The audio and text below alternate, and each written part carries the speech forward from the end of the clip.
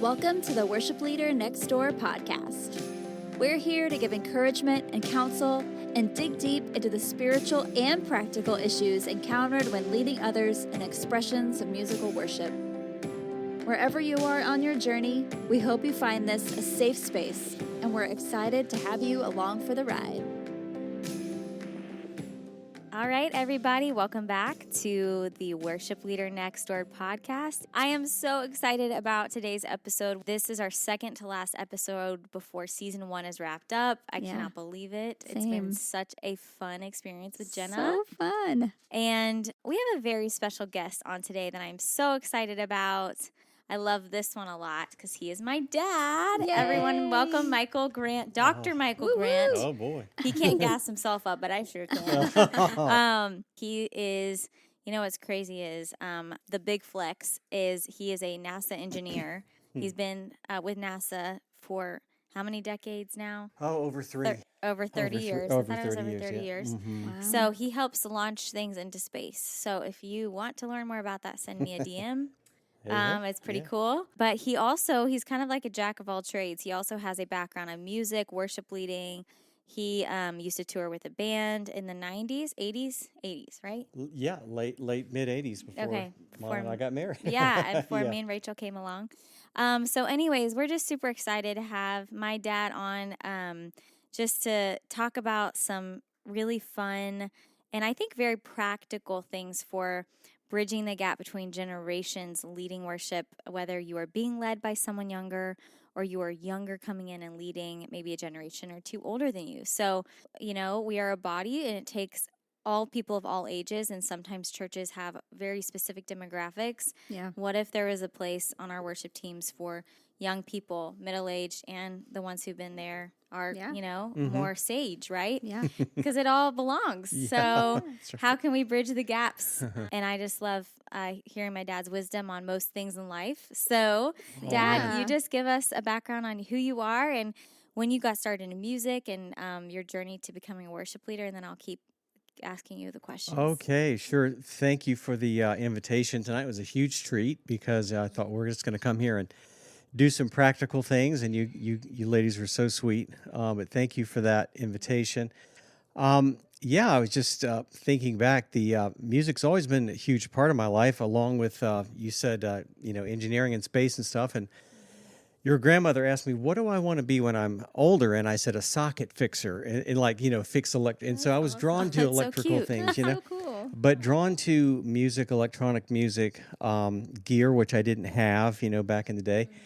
So it was just a love of acoustic guitar, and my parents were so sweet to get me guitar lessons so I could, that was me learning the treble clef and learning how to play a bit. How old were you when I you was started like picking up a guitar? 7, something like that. Wow. Yeah. So I had a little tiny nylon string guitar because they're like they weren't going to spend a ton of money until I got you really committed to it, right? Still got committed. And so Yeah. then it was, I think the guy's name was Mr. Smith or something. He had an ancient woody car, like a Beach Boys kind of car he'd drive around. But he was totally cool. So he taught me rhythm, too. It wasn't like you just play the notes. It's rhythm. Yeah. And so we did that. And then just, teenage years, you want to have a guitar. You hear the super groups, Kansas, Styx, Journey, all these wonderful groups.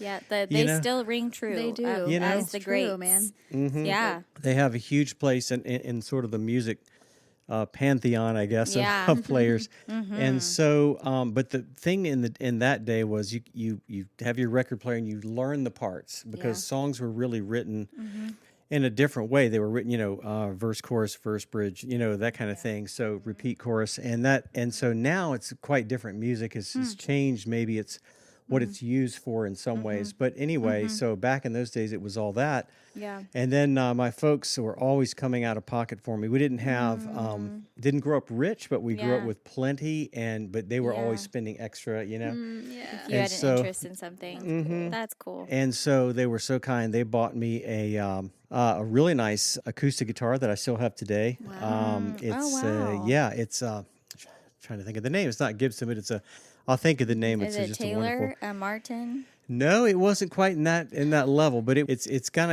of got the shape of a violin on the back of the guitar. It's kind of Pretty. unique, yeah, Okay, from the yeah. 70s, that era. It wasn't Ovation, right? It wasn't Ovation, but that was also a famous That was a guitar. famous 70s guitar. Exactly right. Wow. Yes, girl. So yeah, you Music got queen. it. I know some guitars. But yeah, so we played that a long time, and then I had a classical guitar. Then I took some classical lessons, and so I still play that way. I still hold the pick and then use the other fingers for Yeah. arpeggiating, stuff like that. And then it was like, well, I'd really like to play other instruments.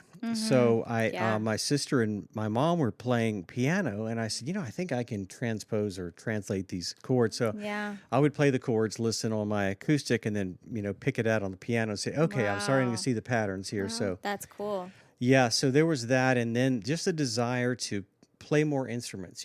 So it's kind of a mixed bag. And in high school, I was always trying to put bands together and just trying to, I need a drummer, I need a bass player. You're a We- visionary for Yeah, it. yeah. I love it. So we had a ton of fun doing that. And Did you then, recruit? yeah, recruited. successfully? Yeah, we had guys in school, and they were good musicians because you had band. These are music kind of Yeah. people. Yeah.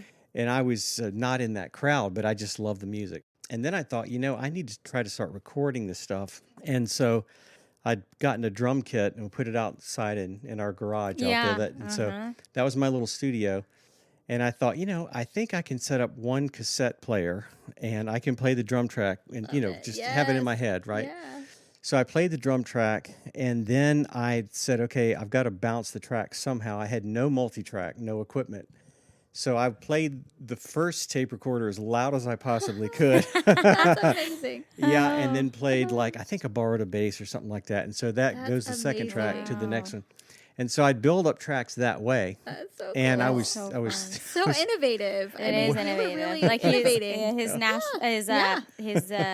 NASA so great. The engineer engineering. side was kicking in. It was kicking in, and by that time my folks had bought me an electric guitar, and it was an old Telecaster built actually in 1973, and I still have that guitar. Yeah, that's pretty cool. So that's a beautiful guitar. I've just got bet. to fix the action a little bit on it. But anyway, so I was playing that and trying to learn about effects and equipment. And back in those days, you had single note arpeggio was yeah.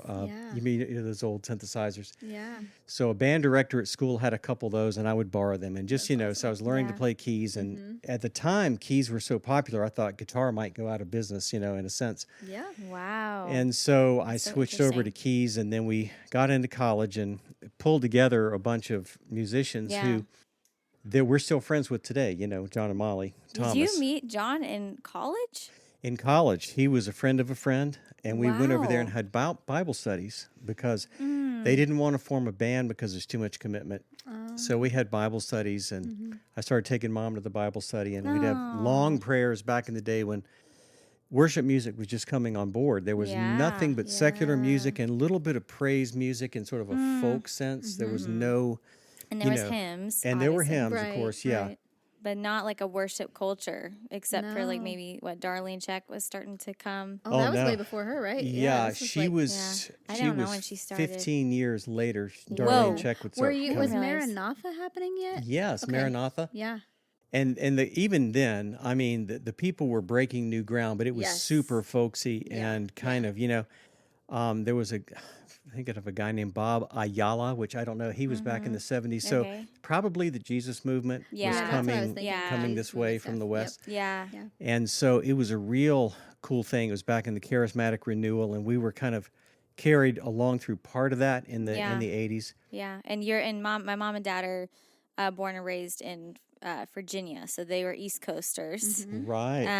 So that's just interesting thinking about the Jesus movement. And The wave. coming yeah. From the west. Dad, who was like your because you obviously like had influences in bands like the Kansas Journey, all of that, but your family wasn't really in music. I know some of our family members, but where did you get the bug to? Where did you learn to even experiment with this stuff? And then how did you meet the Lord through it, and even have the interest of like going to this Bible study, getting curious about worship music, Yeah. interacting with the Oh, Holy yeah. Spirit in that way? How did all that thread happen? I Wow. don't even know if I know that. Yeah, that's an interesting mix because I was 4, 5, 6, somewhere in there, and loved the hymns. And so my grandmother Grant on my dad's side would take me to church with and my mom and sister. And the ladies were just super influential in my life and spiritual life. And so Come on, women. I'm telling you what right now. Yeah. A praying woman. That's Watch right. out. Yeah. The ladies were so wonderful. And my Sunday school teacher and sort of a mentor and just wanting me to go deeper, in God. And so I get a little weepy thinking about it because they cared so much, and they were, it was really neat. Yeah. But I just wanted to sing. I thought, you know what? And so I had this bright idea, I'm just going to sing in church. I just really feel like I should. So I talked to the pastor or I was just talk to my mom. I want to sing. And I'd picked out the hymn or something. How old were you? I was a little tyke. I mean, I still remember my little shoes sticking out over the edge of the stage. Oh, but Dad, that's so Amazing. cute. Yeah, little I can't handle that. saddle, something like that. Those little shoes. Church shoes. Yeah, I had my church shoes on. That's so great. And so Little nugget. I thought, I'm going to probably sing on a Sunday morning. I just know it, I love that confidence. Yeah. Throw it up there. Yeah, we got to do this. Where's the pastor? I know it.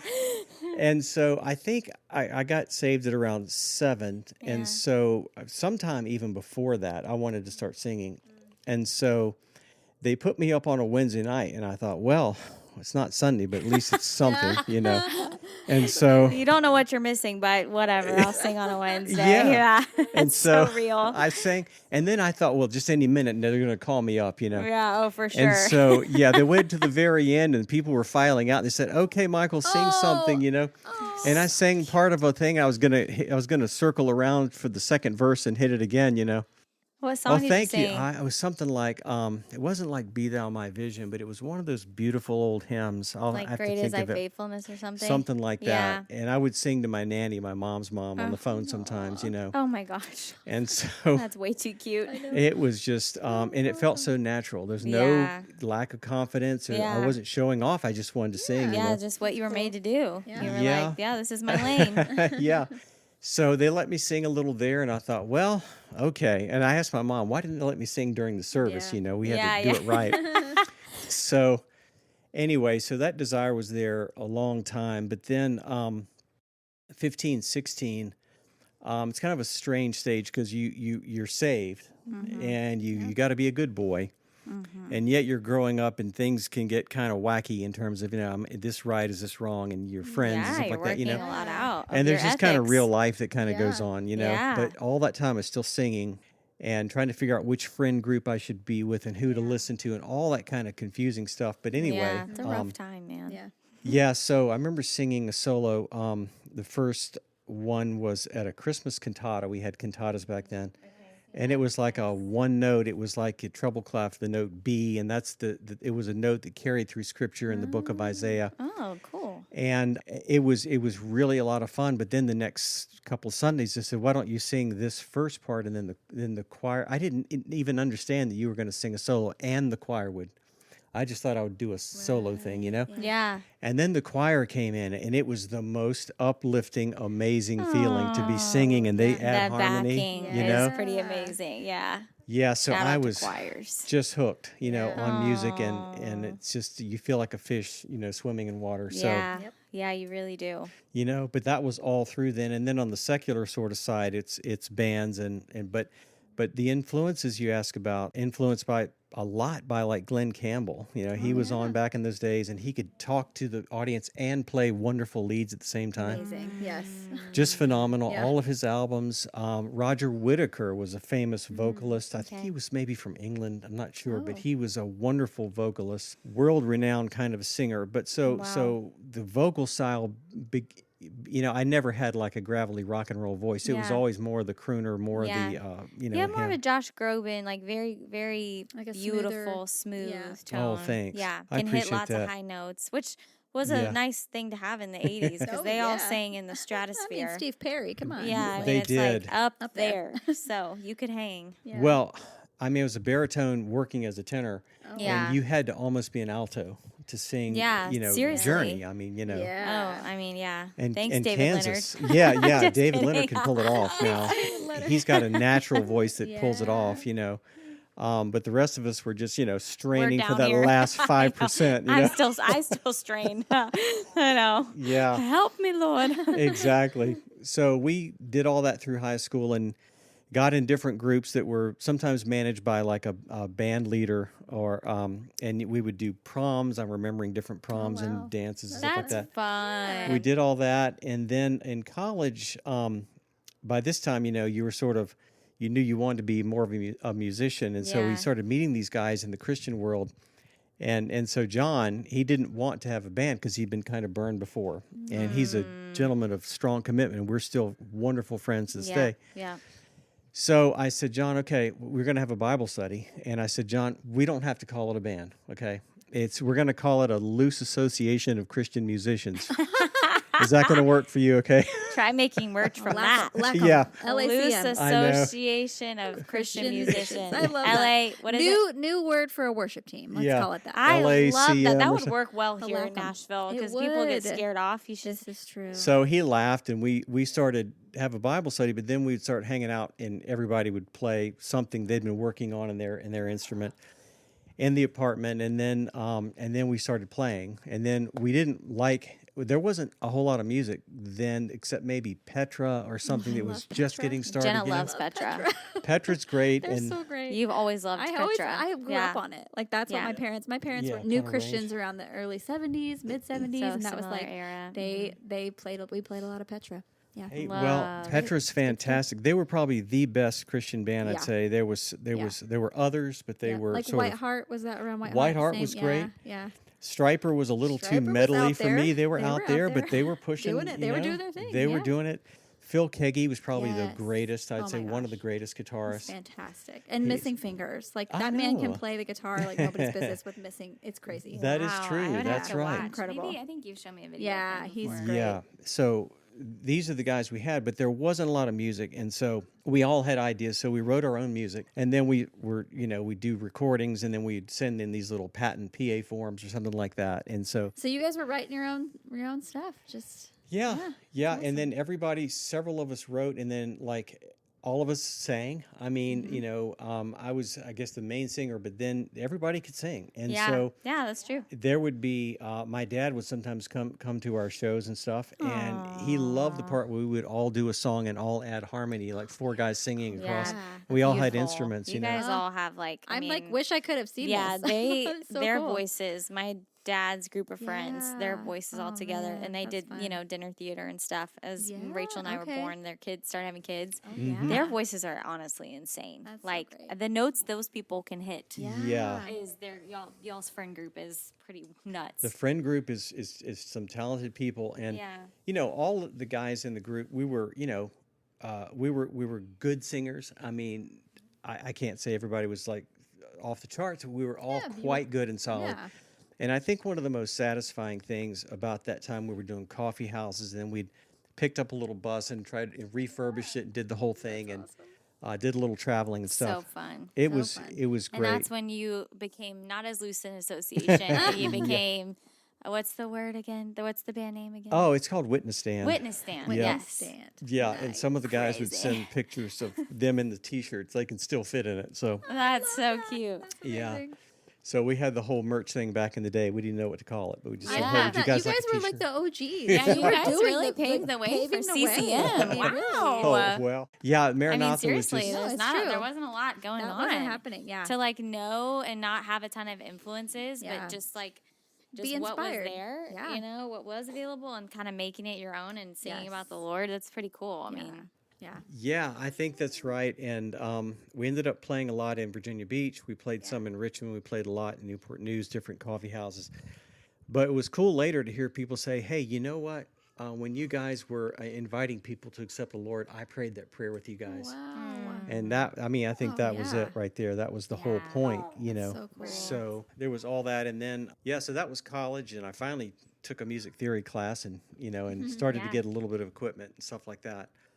But I think in that era, one of the most satisfying things that led me into worship music and teams, my sister needed a little act to do closing. You do your talent night, at school. And we went to a school of maybe 450 people, something like that. So there was enough of an audience, and I had done like a little Sticks number for my talent night and stuff like that. And so my sister needed something, and she had a friend group, but they didn't really play that much. And so what was cool was my sister is actually a wonderful singer. She doesn't sing much. Yeah, she has She's a really playing, pretty voice. but she's got just a beautiful tone to her voice. Yeah. Well, she said, Michael, you can teach us to play, and then we're just going to use your drums, and we've got a bass and stuff like that, and, Debbie can play guitar. Yeah. So I literally taught one girl to play like the top 2 strings for like power chords, that kind of That's thing. awesome. Yeah. Yeah, so we did that, and then my sister had a very moving bass part from a group called the Bangles. Oh my Yes. You know the yeah. Bangles? Love the Bengals. Anybody heard of the Bengals? Yes. Yeah. It's a Close small your little group. eyes, Exactly. Give me your hand, There you darling. go. And it was one of their little faster pop tunes, Yeah. And so the bass part was moving, dun, dun, dun, dun, dun, dun, dun, and it was rocking Yeah. around the chord progression.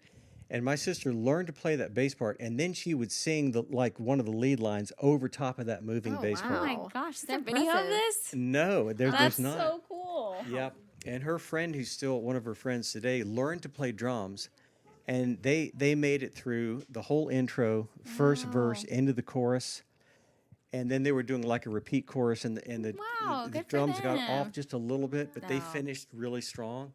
Wow. And it's unbelievable. It's like, so you can coach people who Yeah. love music but don't have a lot of experience, Yeah. and they can really contribute. And I Yeah. think that's what got me turned on to, hey, every group's got potential. You know. Yeah. Mhm. Wow. So, Dad, when did you get your first opportunity being a worship leader, and what was that like for you? And I feel like, we've learned just from talking with you, and I've learned even more that you were sort of on the cusp of worship cultures forming in churches. What was that like for you? What church did you serve at? And did you have older people that you were leading?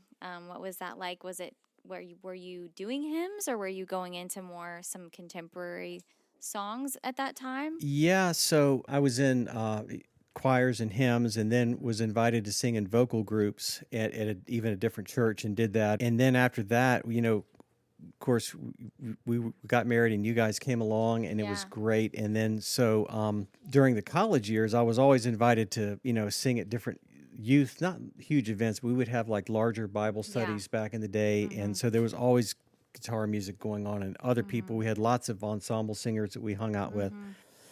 So I was always doing that. But then Mom and I got married, and then went to another church. It's like a full gospel type church, Charismatic Renewal. Yeah. And the worship was very folksy and kind of, I guess you'd say, organic in a sense. We'd sing scripture songs and stuff like that, And so I thought, you know what, I can participate pretty easily because I played different things. And so that group was, you could play a little bit of electric, but mostly it was acoustic back in those days. Okay. At And- Bethel Temple? No, at a place called New Covenant in Oh, at New Hampton. Covenant. Yeah. Mhm. Yeah. So But it's that a was really your first sweet time church. doing, super sweet church. So doing more like worship leading. And things like that. Exactly. Okay. Because worship leading sort of became a thing, at Yeah. that point. And It's so, amazing. I know. yeah, because you transitioned out of like leading hymns where you had to lead people 1, 2, 3. And so I came in because to me, I didn't want to lead hymns. It felt weird to be kind of conducting people. Yeah. And I didn't want to do the, choir conducting Yeah. thing Right. Right. because choir can be tough if you want to really not stand out, but if you really want to contribute. That's why the ensembles are great. Smaller praise teams are great because everyone's got to be on, or Yeah. there's no sort of hiding, Right. in a sense. And that was attractive to me.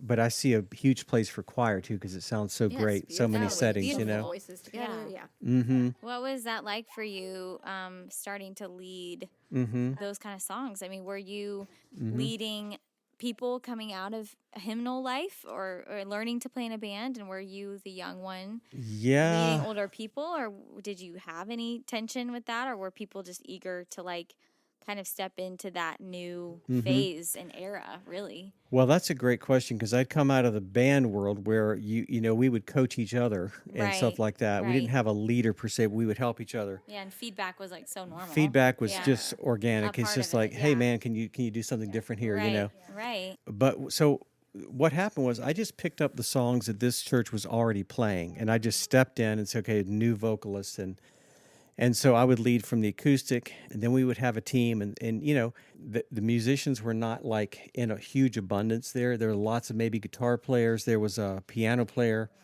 So it was tough because you had to work with the piano who's slightly off stage, and they're playing old school. They're playing like da da da da da da. They're kind of playing a different style. Yeah. And then you had the folksy guitarists that were playing sort of 1 E and a 2 E and a ba ba ba, and that was their thing, Trying to meld all of that Goodness, kind of together. Trying to meld that, and then you have a drummer who's struggling to hear people, and monitors were a thing. There were no you only had in-ears. wedges. No, Yeah. Yeah, we had wedges, so it was difficult to do, and you had to have a lot of patience. And the people were singing, and everyone's doing Everyone's doing slightly their own song. Yeah, Sing your own song to the Lord. You're like, okay. yeah. So we made a joyful noise there Yes. on a Yeah. number of Sundays, but I really think it came together well most of the time. Yeah. And sometimes I'd have to play bass, and I found that leading from the bass, which I've seen some of you guys do, is really cool because you can set the rhythm right That's there, cool, yeah. and you set the key, of Yeah. course, and stuff Yeah. like that. And then sort of, I'd float around depending, but then when I led, I had to lead from either bass or acoustic. Yeah. I And- remember vaguely when I was tiny seeing lead from acoustic. Yeah, Yeah. and sometimes the tricky bit, I would say, was the players that were established in their style. They were like maybe 10 years older than I was at the time, and they would come in with that first Maranatha style. It was very folksy, and it was beautiful, but just a certain style. And so I would say if you're a younger person who has to work with people that are established, there just has to be, I don't know if it would be one-on-one or some kind of communication that says, this is the style I want you guys to get familiar with. So instead of Yeah. playing like, if some people are just busy with a super big strummy kind of a Yeah. thing, they need to learn to sort of start arpeggiating or just Yeah. doing, just give me a nice strum Simplifying on the it. one. Yeah. Yeah. Stay on the diamonds or whatever the Yeah. right term Yeah, would be. yeah. So that was tricky. I know sometimes when you're trying to do more of a ballad and the guitarists are just, and you're there for like a number of years and they're not really changing. And so it's really getting tricky.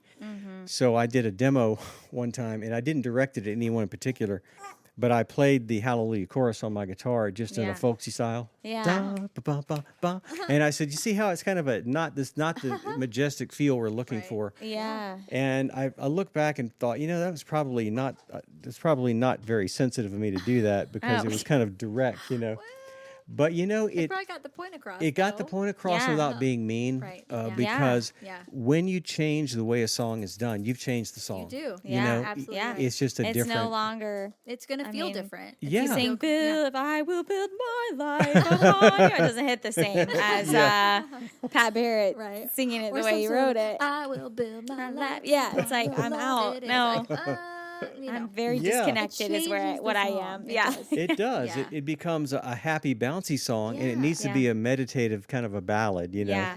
Yeah. Were people receptive?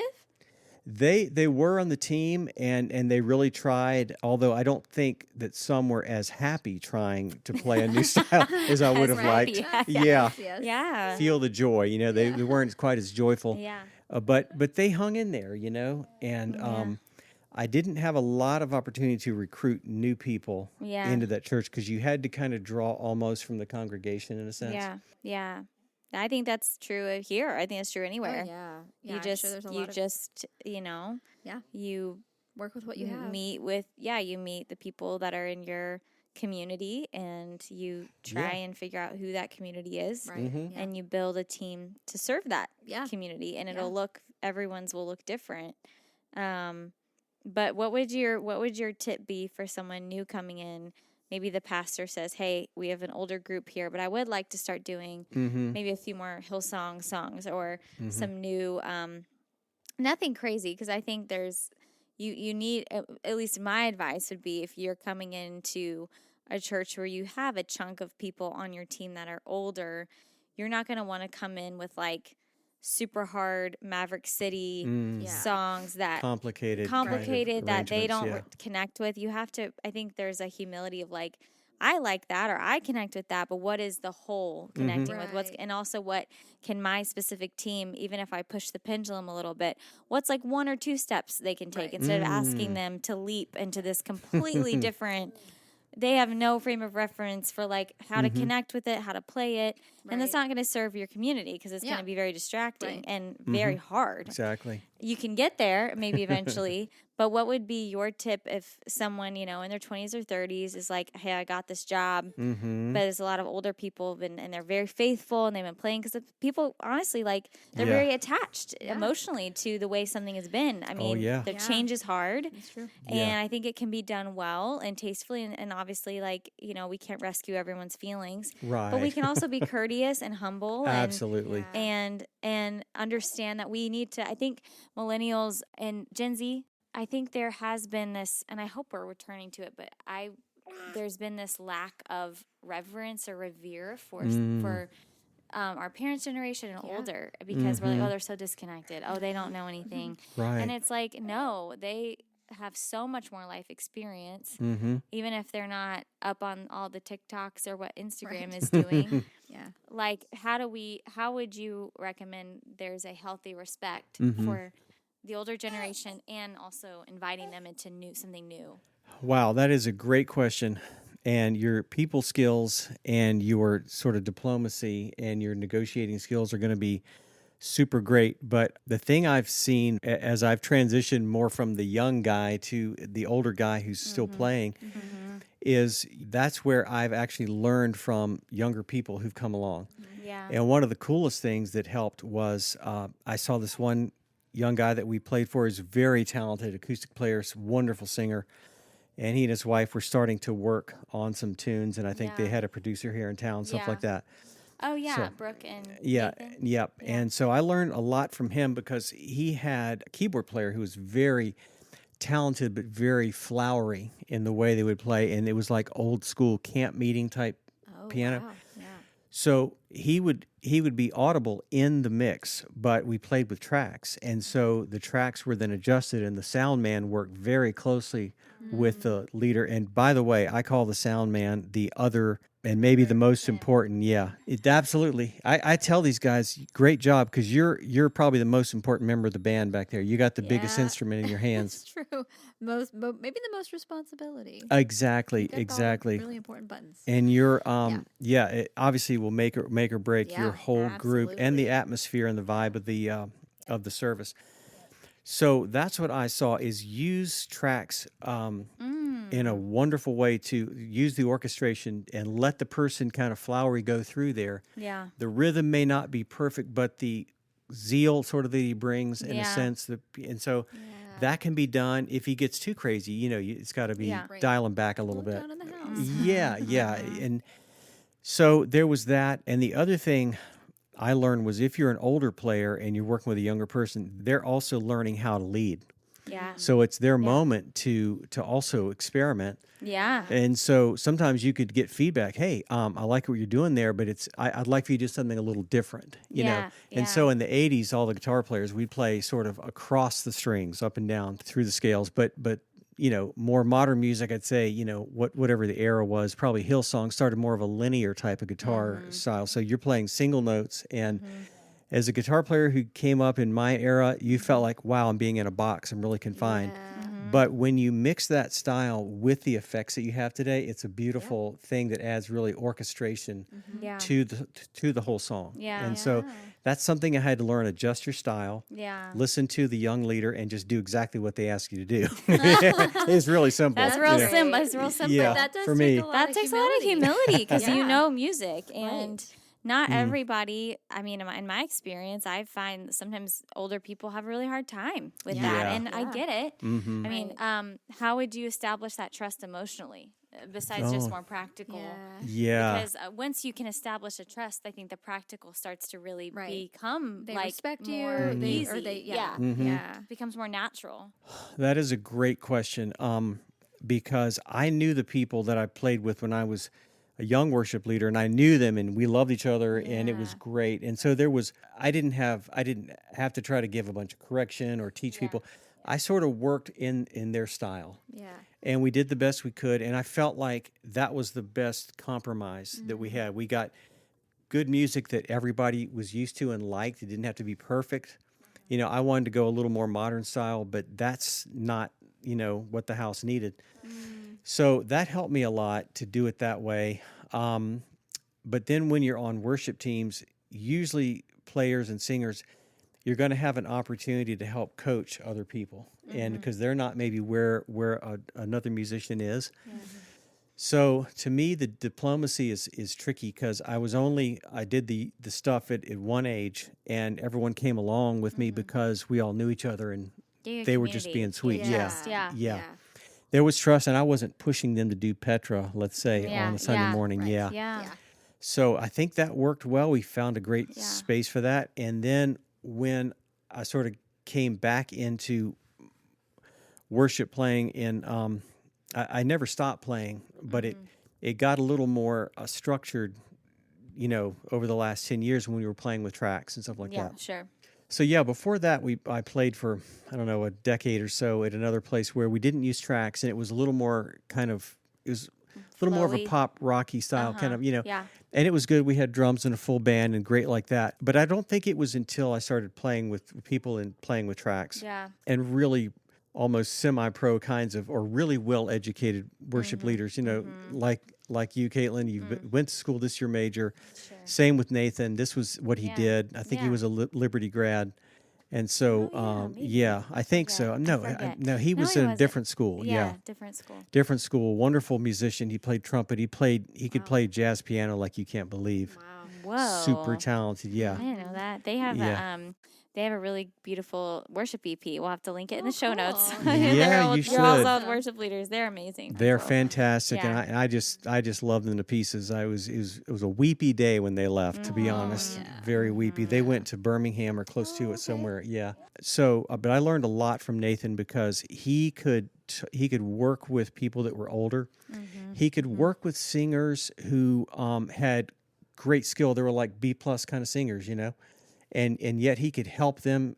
Brooke would help them with their harmony, which also helped them with their pitch. Yeah. Wow. Yeah, and so that was what I saw from them was coaching, and so you would coach in practice, and just the importance of practice, frankly, because people go through the songs. Yeah, we kind of know the songs. It's like, well, not until you get in that room together. Yeah, you really won't know for sure. Yeah, get in there and practice. So to me, it's coaching, it's practice. Yeah. And then sometimes if people really aren't, if their skills just not at a certain level, then there has to be some kind of tryout. Usually when a new worship leader comes, you try out everybody and say, I'm not sure where everybody is, and send me a video, and then I'll work with you. At your church, I really like the terminology for it. It's like a skill test, or like, what is it? A skill test, skill assessment check or something. Skill check or something. Yeah. It's like very low key where they, Mm-hmm. because you have newer worship leaders at your current church, and they needed to find, from what I understand, they needed to kind of get a gauge for where everyone was. Wow. Right. And they just put it in a way that felt really approachable, but really served knowing how to best place people. Yeah. So it sounds like what you're saying is, I think there's a lot of trust that needs to be built. I think we have a few older, parents now on our team at Journey. Okay. They're wonderful people. Yeah. And they will play with me on a Sunday whenever I was leading. And I love the couple I'm thinking of. I love serving with them because they are so encouraging of where I'm at. And they're very receptive. And they'll check in and be like, hey, am I singing this harmony right? Or, hey, Katelyn, he's a great drummer, this guy I'm thinking of. And he's like, hey, what do you think about these parts? And I'm like, and I think in return, what I try and do as someone who's still technically, I guess, considered younger, I'm not as young as I used to be. Like, I'm now more like getting hours finally in my 30s, I'm not like the youngest whippersnapper anymore. Feels kind of good, honestly. You're still whipping, though. Still whipping. I'm still whipping, baby. But in return, I try and be really humble and call out things that I like that they're doing. And I think it's this mutual respect and mutual humility of hey, I'm aware that I'm new and learning how to grow and how to lead, and I'm aware that you have a lot more life experience than me, and then in return there's this beauty that I think can happen from someone more sage who can go, I know that you're really in tune with where the church and music is going. I want to be a part of that. So let me know how I can support you. And there's their beautiful exchange that can happen of now I get to learn from them. Yes. And in return, they get to stay kind of more in touch with where the church is going musically. Yeah. And it can be this really fun learning from each other moment. You made a statement earlier, and I think it was like, that wasn't what was best for the house or something like that. And that really made me think, if that's everybody's perspective and everybody's attitude, like if we're all thinking, okay, what's best for this house that we're serving, what's best for everybody. And obviously some people have differing opinions on what's best for the house. Right. But if you're all willing to communicate with each other and come together in humility, then you're all going to, hopefully, especially if you're listening to the Holy Spirit, you're going to have a shared view on, okay, this is maybe not the right song for our people, maybe, or that, maybe we're trying too hard to be cool, or like that's a real thing. I think a lot of people, especially if you're in a church where you're not, maybe in a city that's super big or small town, and you're like trying to keep up with this culture that's been created around worship now, like it didn't really exist when you guys were coming up in that season. And so it's like, okay, if what they're doing is not actually about their people, and it's really more about what's going on here, or what's on K-Love, or what's on the radio, or what's big right now. I'm like, why don't we just keep it simple? Like, be with the people you're with, be with your community, and think about those people who are, like, maybe you're playing to a room of people who they've only sung hymns for the last 80 years, and maybe there's a lot of older people in your church. You want to serve them. Yes, you might want to challenge them a little, and they can grow and they can change and appreciate other more modern songs. But like, you don't have to be cool. Them. Yeah, you're not there to look cool or sound like Maverick City. Right? You don't have to sound like Brandon Lake. You have to sound like you. So every church should be who they are. Because they're a representation of the body. Across the board. I think that's perfect, because the people that I grew up with, I wouldn't call them like Appalachian, if you will, like pure folk Appalachian. Right. But there was certainly more of a country influence from, some semi-rural Virginia, if you will. So, blasting Petra on a Sunday morning, for example, they're a great group. I'm just joking. Right. But, That's probably White not their Heart. vibe. Yeah. Yeah. They're a great group too. It's just, but I think, Jenna, that's exactly right. You have to follow the Holy Spirit. And, what I guess I learned to do too, and every young worship leader is probably learning this, is you listen to the Holy Spirit, because we didn't know what messages we were going to get back in those days. You just had to kind of listen. Yeah. And say, okay, I really feel this. You'd look through your songbook. I feel like this is going to work well with this key and these transitions, things like that. We didn't do a whole lot of modulations and key change and stuff. We would kind of, move around in sort of the, C, G, D kind of stuff, and everybody could play in sort of the first position without capoing and the whole thing. But we would listen to what the Holy Spirit we felt like was telling us. And, more than likely, most of the time, you would hit on one or two songs that were spot on. It's like, that's what God was doing, It's like he knows. Yeah. It's almost like he's sovereign. And omnipresent. Exactly. Yeah. And so I think that's really, really key. And in those days, we sang songs, 4, 5, 6, 7 times, to the point where I thought it was too much for me. Yeah. And sometimes people are not quite sure maybe where to go, so they just kind of loop for a while and try to figure out where to go. But we would transition a lot between songs smoothly. We didn't have a lot of breaks. And so we would be led. And then there were times when people would say, I've got, you'd feel like there's a word of knowledge that somebody has in the congregation. And you would pause, and there'd be somebody there. And so it was a really cool interchange. It wasn't just about the music. It's inviting God into and then other people into that moment as well. Exactly. Not just the people on stage. We're running the show, but everybody kind of gets to participate in that moment. That's kind of cool.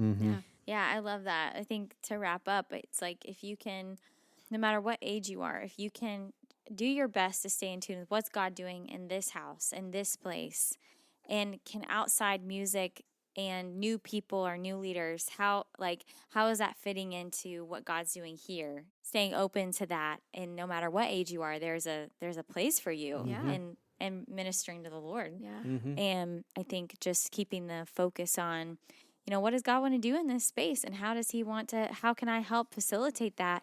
Exactly. Completely changes the energy of, well, how I've always done it is so precious to me. Right. Or on the flip side, if you're younger, being obsessive about, I want to fit in with what they're doing, Right. instead of getting curious, like, Lord, well, what do you want to do in this place? And What how does can God- I, yes. how can I Exactly. love the people in this place and Yeah. not burn a bridge with Yeah. people that have served here forever? Yeah. Instead of what I want to Exactly. do. Exactly. God, what do you want to do? Mhm. Yeah, that's so good. That is it. Yeah. Yeah. That's a great Love it. great summary there. Yeah, for sure. Do you want to close this out, Jen? Yeah.